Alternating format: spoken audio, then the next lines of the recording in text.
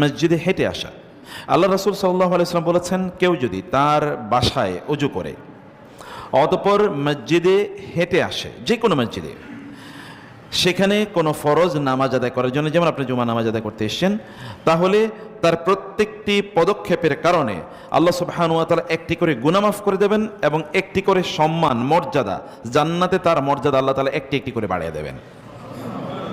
আপনি ঘর থেকে এখানে আসার জন্য যদি 1000 কদম ফেলে আসেন, তাহলে 1000 কদমের প্রত্যেকটা কদমের কারণে একটা একটা করে গুনাহ আল্লাহ মাফ করে দেবেন। আবার সম্মান একটা একটা করে, প্রমোশন, পোস্ট প্রমোশন একটা একটা আল্লাহর করে কাছে বাড়তে থাকবে। কিন্তু শর্ত হলো বাসায় উজু করতে হবে। অনেকে মসজিদে আসেন, বাসায় উজু করেন না, এখানে এসে উজু করেন। আছে কিনা এরকম? আছে। উজু করতে হবে কোথায় বললাম বলেন তো? বাসায় উজু করে পবিত্র হয়ে তারপরে আসতে হবে। তাহলে আল্লাহ তাআলা এই কারণে তার গুনাহ মাফ করে দেবেন এবং আল্লাহ তাআলা তার সম্মান এবং মর্যাদা এভাবে আল্লাহ তাআলা বাড়িয়ে দেবেন।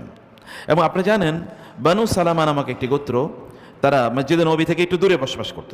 যখন ইহুদিরা মসজিদে নবীর কাছাকাছি অঞ্চল থেকে চলে গেল, মানে এখান থেকে বহিষ্কার করা হলো, তখন তারা রাসূলের কাছে এসে বললেন, ইয়া রাসূলুল্লাহ, মসজিদের পাশে তো এখন বাড়িঘর করার জায়গা আছে, আমরা কি এখানে এসে বাড়িঘর বানাবো কিনা?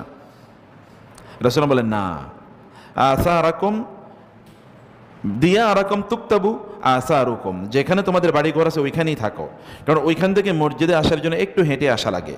তুমি যখন হেঁটে আসবা, তোমার প্রত্যেকটা পদক্ষেপের কারণে আল্লাহ তাআলা তোমার সম্মান, মর্যাদা, সওয়াব বাড়িয়ে দেবেন। সে কারণে তোমার মসজিদের কাছে আসা থাকার দরকার নাই। এটা এই জন্য না যে আপনি মসজিদের পাশে বাসা বানাবেন, না, এই জন্য না, বরং এই জন্যে যে আপনি মসজিদে হেঁটে আসলে অথবা মসজিদে আসলে আপনি এরকম সওয়াব বা মর্যাদা পাবেন। কারণ আমরা অনেকেই যেটি করার চেষ্টা করি তা হলো বাসায় নামাজ আদায় করা, সেটা না। মসজিদ একটু দূরে হলো, মসজিদে গিয়ে সালাত আদায় করার মধ্যে এই সম্মান, এই মর্যাদা আছে।